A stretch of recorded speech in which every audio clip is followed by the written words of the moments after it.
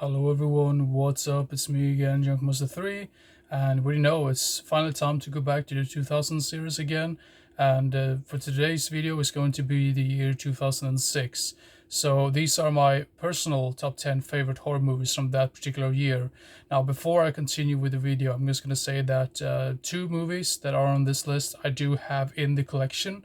The problem is I have no idea where I put them, so I'm just gonna mention them and talk a little bit about them, so they won't be displayed in this video. So I try my best to try to find them, and I know for a fact that I need to sort out my collection a little bit better, but yeah, that's for another time. But anyway, let's begin right away with number 10. And I can already see people screaming at me for this one, but at number 10 we have the movie called Incubus with Tara Reid. Um, Now, this film, I mean, most people probably despise this film, and I totally understand that. I mean, because some of the acting is just not very good at all, and some of the decisions that these characters make not make a whole lot of sense either. But I feel like it's one of these weird films where I like have like sort of like nostalgia for this one, which is quite weird because I remember the first time I watched this was like on one of these like movie channels in the middle of the night and whatever, and I think this movie still has a nice, cool atmosphere to it, and I do like the locations. I think they probably shot this somewhere like in Bulgaria, in the middle of nowhere, like in a forest area, whatever. So I do like the atmosphere. I do like this, the setting and like the areas and whatever, if you can call it that. But it's very cliche. It's about the Tara Reid and her friends. They're out like on this car trip basically, and they crash their car and they need to seek help somewhere, and instead of just walking like through like this road or whatever, they decide to just walk right into the woods and try to seek help in there, and I don't really understand why. So I mean, there's lots of that type of things when like you don't understand what what they're thinking really. But when it comes to some of these movies, they're meant to be stupid, they're meant to be bad. And then they get into like this weird laboratory thing like in the middle of nowhere, and there's crazy things going on. There's like this like bad guy in this one that is just really creepy and weird. I know for a fact most people, this is not like my recommendation that you need to seek this one out, but for some of us that might like some of those like so bad it's good type of movies, you might enjoy this one. And the ending, as cliche as it is, I really enjoy as well. And so I would say the acting and some of the like the questionable actions they make is like what really makes this film bad. But other than that, I think it's a fun, entertaining movie for what it is. So yeah, Incubus at number 10. Now, the next movie is a movie which I do have in my collection, but yeah, for some weird reason I couldn't find it. So at number 9, we have the movie called Severance. And I'm not sure if this is actually a British production or an American production. It has to be British, right? I'm pretty sure it is. I have to just double check on this one. Yeah, it's a British production. So because the reason why I said it's a British production because it has Danny Dyer in it, and I know many people don't like Danny Dyer, but I mean I think this one is a very entertaining like comedy, action, horror action comedy. It's weird to say, but it's sort of like a weird survival film about this people like going out in the middle of the woods, and they go to like this house. This sounds very similar in tone to like in terms of the way I described Incubus before, but that's basically what it is. And then they get like hunted down one by one. So I do like that survival aspect of this film, and I do think the humor works really well in this one. So yeah, I don't know what else to say about it, but yeah, at number 9 we have Severance, and at number 8 we have the other film which I couldn't find in the collection, which I do have in my collection somewhere. Need to sort that out. So at number 8 we have the movie called Slither. Now, this is a really entertaining and fun, like creature feature type of thing, because it's basically about Michael Rooker's character, and I think it's supposed to be his wife or his fiance. Um, yeah, his wife. That's just what I wanted to say, played by Elizabeth Banks, and it's like Michael Rooker gets like infected in some weird way about with like this slug thing or whatever, and he gets turned into like this weird, creepy monster, and they try to figure out what they're gonna do next. And this is another one of these weird films, which is kind of tragic, but at the same time, it's very hilarious. It's sort of similar in tone to almost like Tusk in a way. I know it's a weird comparison to compare this movie with Tusk, but it has that weird thing like someone gets turned into something, and then it's supposed to be funny, and while Tusk, I think, is actually very creepy and very unsettling. I don't feel that movie is very funny at all. This one still has some of those comedic bits in it. I don't really understand why I keep rubbing my nose, but it's just, yes, that's what happens sometimes. But anyway, Slither at number, let's see, at number 8, yeah. And at number 7, we have the Norwegian horror movie called Cold Prey. Now, this is actually the Swedish title of the film. I don't really remember the Norwegian title for this film, but Cold Prey, the first one. They made 3 of these, and I think the first 2 were really good. The third one is definitely the weaker one, but I think both part 1 and 2 are just really, really great. And you guessed it, they go to an abandoned location basically, and they get picked off one by one. That's really as simple as it is. But I mean, it is a slasher type of film, and I do like the locations. I do like the characters in this one for most of the part, or for most of the time. So yeah, I don't know what else to say about it. I mean, I think it's a really good film, and yeah, check it out. I mean, that's something I have to admit, though, as a Swede myself, that Norway are way, way beyond us when it comes to horror movies in general. Because I think when it comes to Swedish horror movies, I think we haven't really made anything entertaining in like years. I mean, Let the Right One In is the first one that comes to mind, and then probably Evil Ed from the 80s. But other than that, I think we have made some really terrible horror movies in general if you compare to countries such as Norway, basically. So yeah, but anyway, that's it for that. Cold Prey at number 7. Yeah. And at number 6, we have one of my absolute favorite trauma movies of all time, if not my absolute favorite one. And it is Poltergeist, Night of the Chicken Dead. Now, I heard some rumors they were going to make a sequel to this one. I think that I saw that on some like trauma site or like trauma Instagram or something. And if that's true, that would be awesome, because this is such a fun film. It's also sort of like a musical, which kind of made me worried the first time I watched this, because I'm not really a big fan of musicals in general. But this one is just, the songs are catchy and funny and incredibly stupid, but they are so laughable and so funny in general. It's basically about this fast food restaurant that decides to build their restaurant on top of like a sacred grounds and whatever, like some Indian burial ground or whatever. And then obviously the food gets infected and everyone gets absolutely crazy and gets turned into chickens. And yeah, it's weird to describe, but if you know your trauma lore or whatever, you kind of know what this is, where this is going. But yeah, really funny film. One of my favorite trauma films, if not my very favorite one. I actually do prefer this one over Toxic Avenger, actually. But yeah, if you do like trauma, if you like horror comedies in general, if you haven't seen this one, go check this one out. This has some really funny quotes in it as well. So yeah, Poltergeist, Night of the Chicken Dead at number 6. So yeah.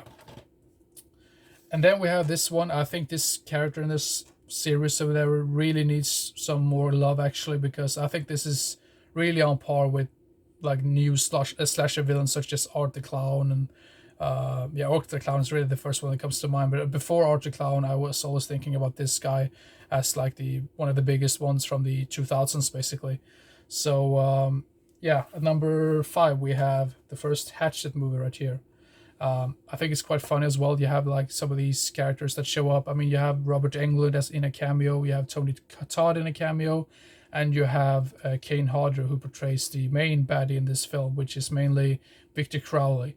And he's quite similar to in terms to. I mean, he's quite similar to Jason, but he's more like a weird creature. I mean, he lives out in the swamp area, and it's like his swamp. And he now it's like a Shrek type of horror version when I talk about this film. But it's about these people that goes on this like boat trip in this swamp area, and the guide is kind of funny, and he's like laughing the whole like story about Victor Crowley off. Like, yeah, this is just a myth, and this is a story, but it turns out that the myth is actually true. So Victor Crowley is out in the swamp hunting for humans, basically.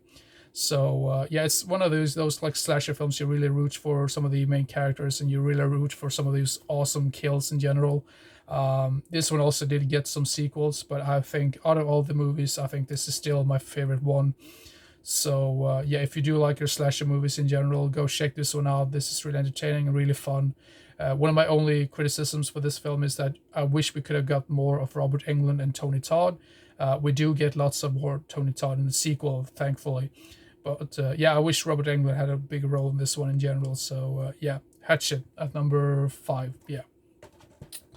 And at number 4, we have, I'm just going to pull this out, the box set right here with the first 7 movies. So number 4, we have Saw 3, which I think I usually consider to be one of the very last great ones, really. I actually did like Saw 10 as well, or Saw X, if you want to call it that. But I quite recently watched Spiral, which I didn't like at all, to be fair. I think that's probably one of the weakest ones. I'm not sure if I've made a ranking video of all the Saw movies, like in the franchise in general, so that might be an upcoming video as well. But Saw 3 takes off pretty much right after the second one, I believe. And I think the way this one ends almost seems like that's really the end of the whole like franchise, and that is also why I feel some of these sequels gets a little bit ridiculous, because it's like, well, come on, Jigsaw is gone by this point, and it just keeps going. You have like all these copycats, and you have like all these like, oh yeah, he pre-planned all of this. Doesn't make a whole lot of sense, and that's why I kind of like feel some of the later ones are just a little bit silly for their own good. But I think the storyline in 1, 2, and 3 are just really, really great. After that, I think the storylines gets really muddled and really weird. But yeah, Saw 3, definitely one of my favorite ones in the entire franchise. So yeah, Saw 3 at number 4. And now we have at number 3, we have a movie which I had in my collection for such a long time, but it took me ages to find it. Yeah, probably find the collection if you compare what I just said before about the 2 previous films. But this is one that I remember I bought like years ago, and for some weird reason I didn't watch it, and then I finally sat down and watched it, and I really fell in love with this one. So at number 3, we have the first Silent Hill film. I believe this one has 2 sequels at this point. The second one came out like years after this one, and I heard decent things about that one, and then they made a third one, which is supposed to be really bad. But this one is really great. I mean, I have never played any of the video games that this one is based on, so I can't really say if this is like true to the like source material, if you can call it that. But what I really liked about this film is the whole, it seems like this is like taking place in another universe, and the whole like weird fog sequences with like, it almost looks like there's like ash like raining from the sky throughout most of this film, like blended with fog and mist and whatever.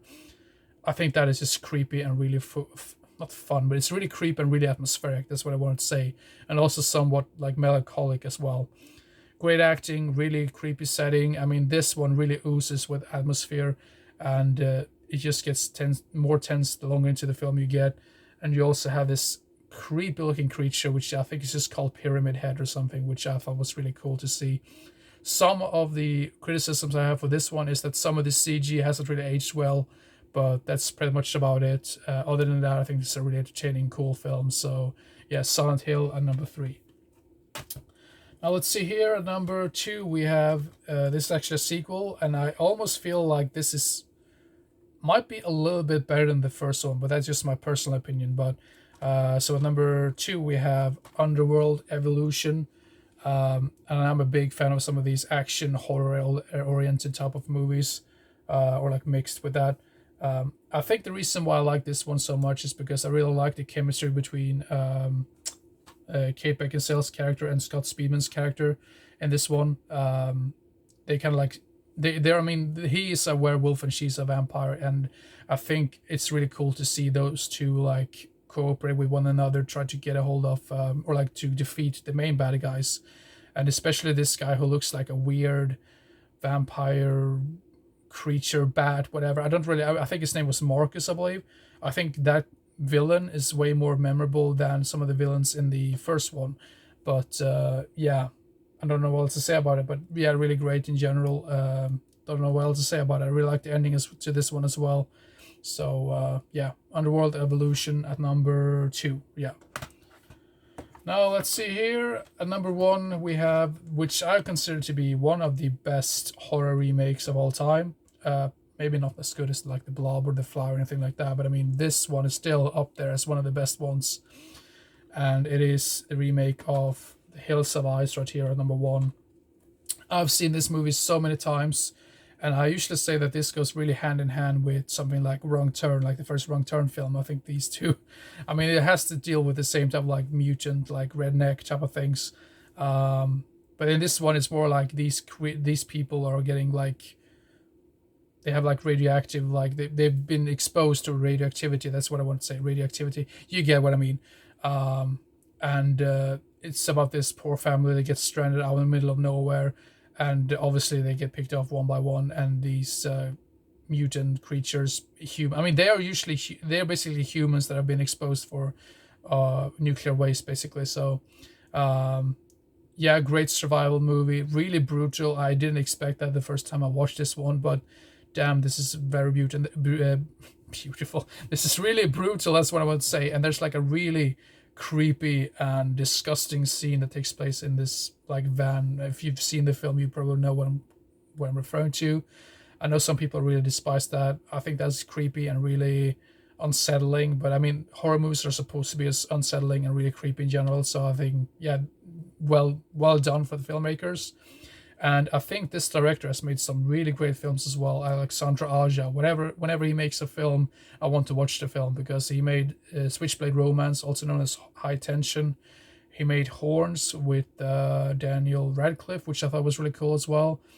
Now, for some weird reason, those are the only ones that comes to mind. But I think he's a great director in general. And yeah, most of the characters in this one is really, really great. And I really liked how some of these characters develop throughout the film, especially the character Doug, played by Aaron Stanford, I believe his name is.